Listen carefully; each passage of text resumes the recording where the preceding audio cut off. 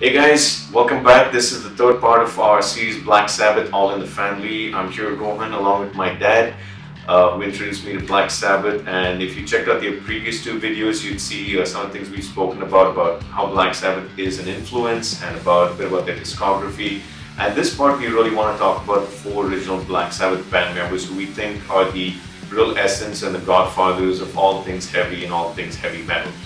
So to begin with, let's start with the Prince of Darkness himself, Ozzy Osbourne. We know Ozzy as a great solo artist, and we know about him in so many other forms of his movies and his entertainment value and so on.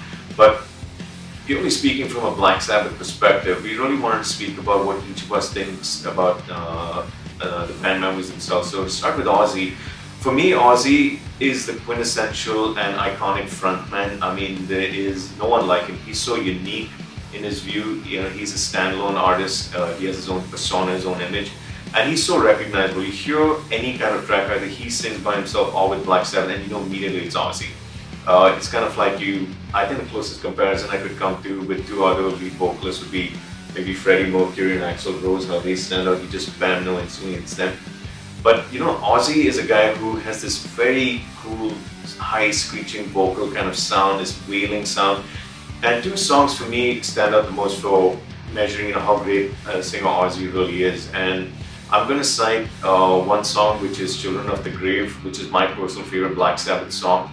And I really think that Ozzy shines a lot there with that kind of like a menacing kind of tone, which is not coming heavy, but it's just sort of enveloping you, like how a python kind of envelopes you and starts crushing you. That's the way in which I imagine his tone to be.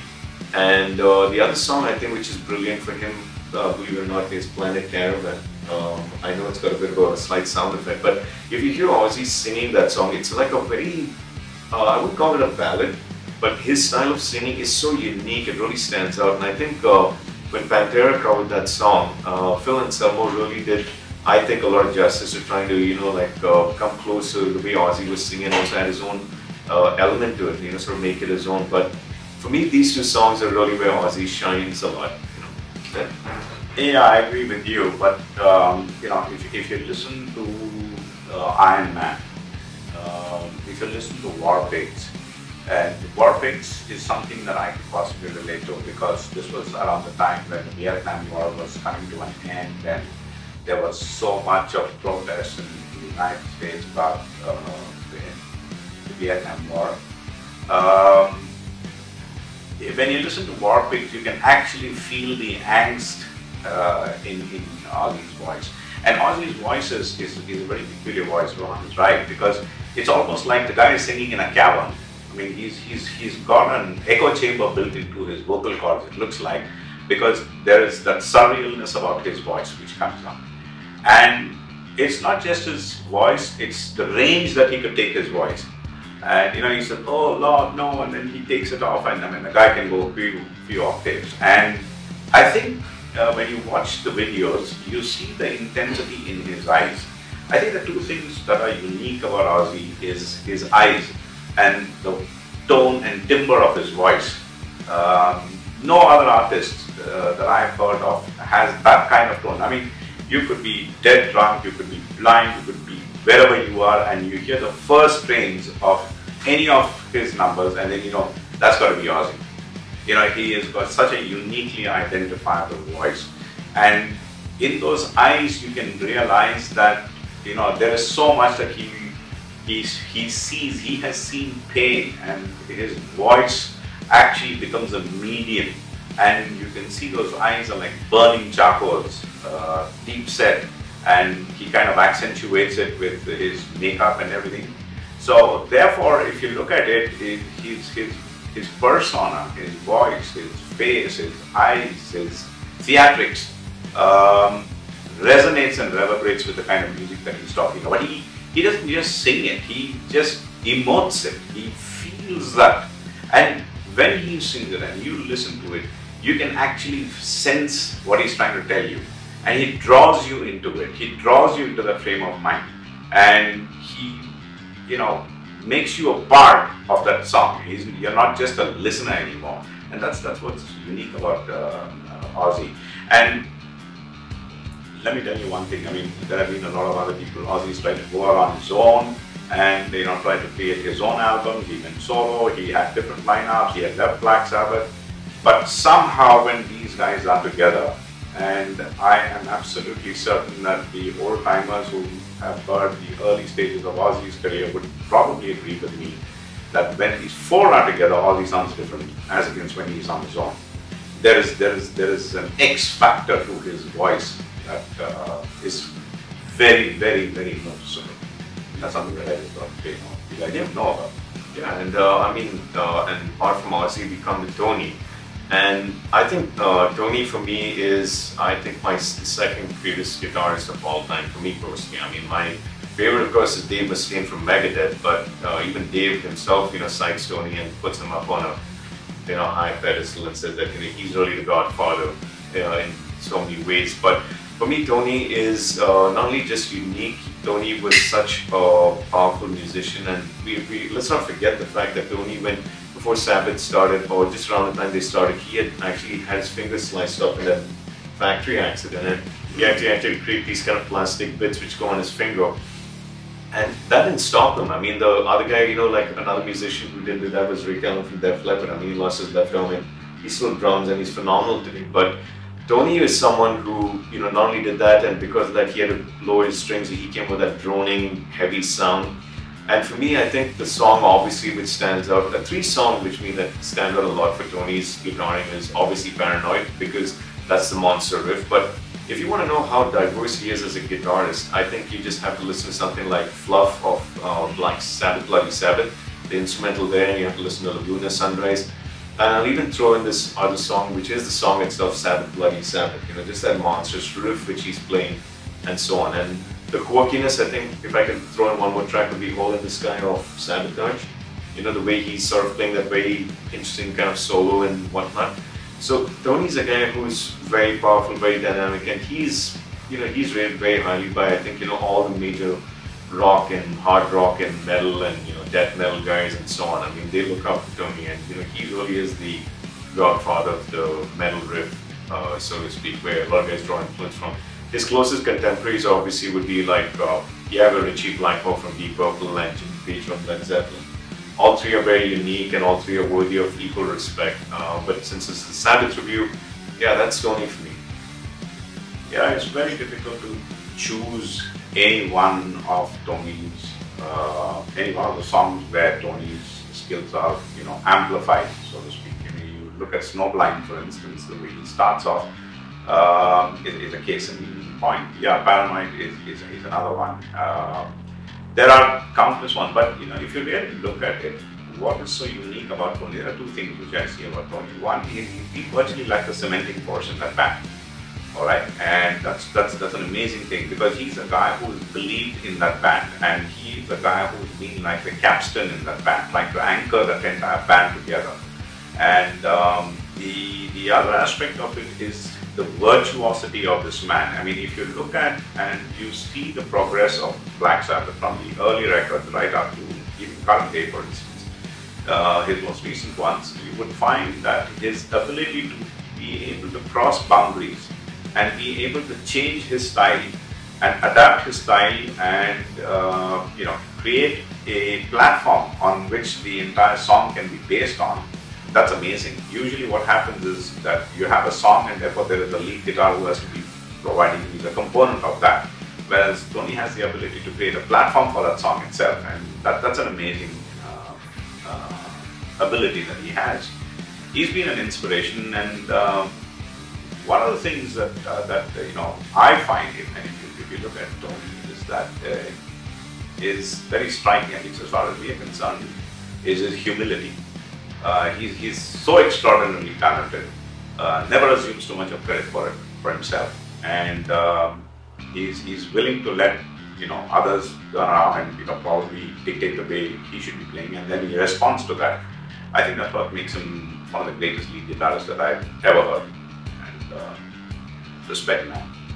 Yeah, absolutely. And let's not forget his co-partner in crime. I mean, Geezer Butler. I mean, Geezer, as I said, is my favorite bassist of all time. I mean, he's phenomenal. The guy who comes closest to him is Steve Harris of Iron Maiden. But I think all I think majority of bass players whoever I've spoken with or seen or read interviews of, they all cite the influence of Geezer Butler and the way he plays. And as I said in the first part of this video series, was you just listen to NIB, and that really demonstrates his chops as a bassist. And the bass guitar, funny enough, is sometimes very looked down upon. Very few bassists who actually stand out in a very distinct way. Like you'll have your Roger Glover, you'll have your you'll have your David Ellefson from Megadeth, you'll have a couple of other guys, John Paul Jones of Led Zeppelin and so on. These were great guys, but Geezer gave a whole new spin to the bass. In fact, the joke was that he always was more like a rhythm guitarist than a bassist. Although he did start off that way as a rhythm guitarist, but he gave a new hook to the entire thing. And I think that you can see that all across Sabbath songs, wherever he's been there, even off the last new album 13. Although it's not particularly an album we're too fond of, but there's some good parts, where you can sort of see at least the three of them, and we're going to get to the final guy in this piece. But you can see, like Geezer and Tony and Ozzy, really doing a lot in each of those numbers as well. So considering that next year is going to be the final Black Sabbath tour, we're very hopeful that we're going to see all four of them in the band. Looking forward to that. The problem with somebody like Geezer is that he's always one of those unsung heroes in any band.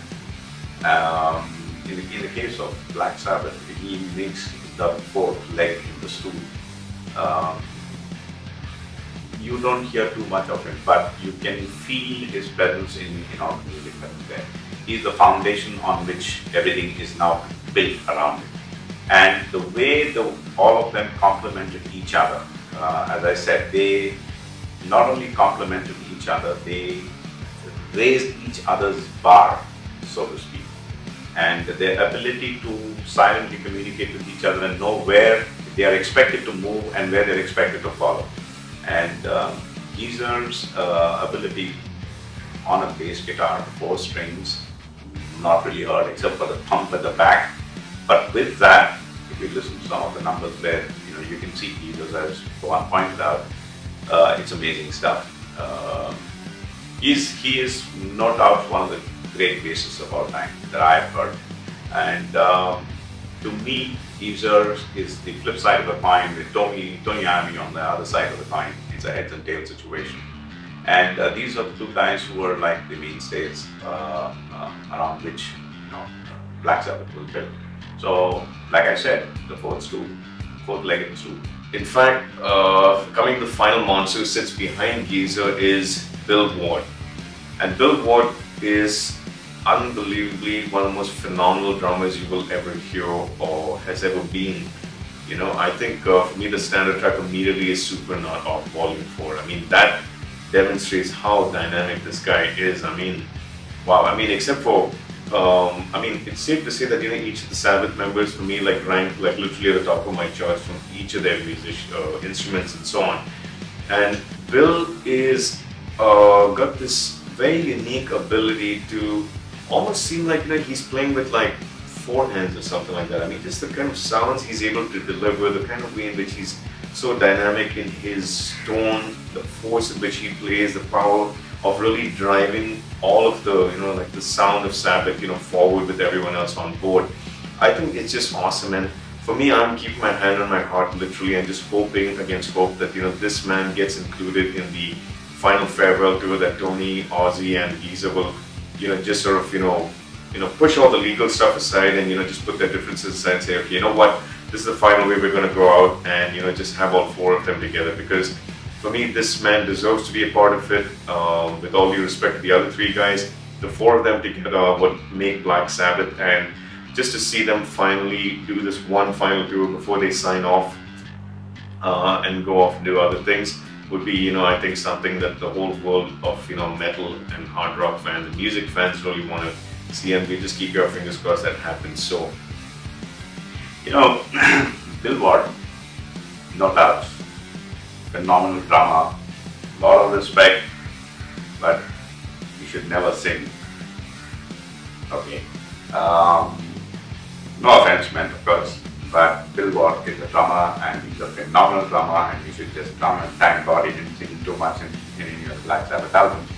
You thought so? I mean, I thought he did a good job on the couple of tracks he sang when Ozzy wasn't there. I like his voice. That brings me to the point that I said. Black Sabbath without Ozzy, to me, is not Black Sabbath. It's a band called Black Sabbath.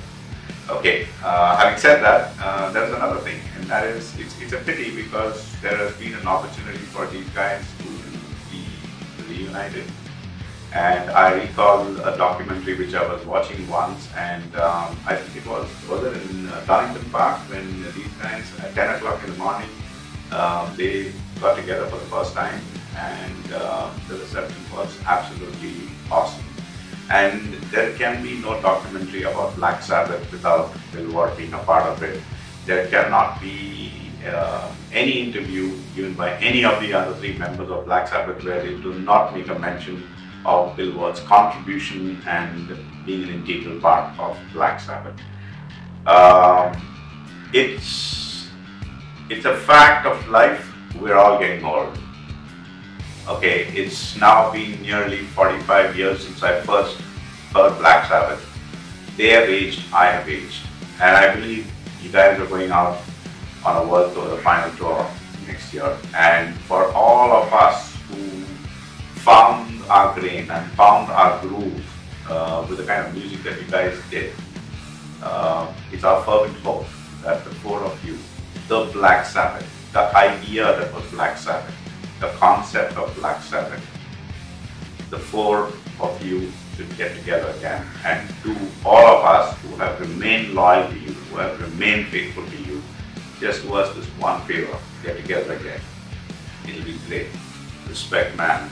Respect to you, all of you. Okay? Black Sabbath rules will always rule. Absolutely. So, on that note, guys, thanks so much for watching. It was a pleasure for us to actually share our thoughts with you.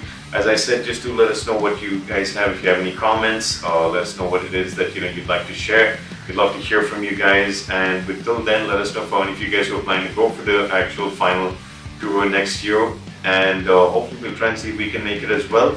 And who knows, things might just work in our favor. We might just actually see all four of those guys on stage. So you guys take care, stay safe, and rock on. I got one small footnote which I want to add, which many of you may have noticed over the last few videos. I never picked a single song. I never picked any one song as an example, for the simple reason that no father would be expected to pick on any one of his children as his favorite. To me, Black Sabbath was Black Sabbath. Everything that they did, anything that they did, surpassed anything that anybody else could have done. The four of them together, that is. And so forgive me if I didn't pick on any specific song. Forgive me if I didn't, wax eloquent about any particular number or any particular member's, contribution to a particular number or his style or anything. But that's exactly it. All right. So that's some explanation which I thought I owed you. See you. Rock on.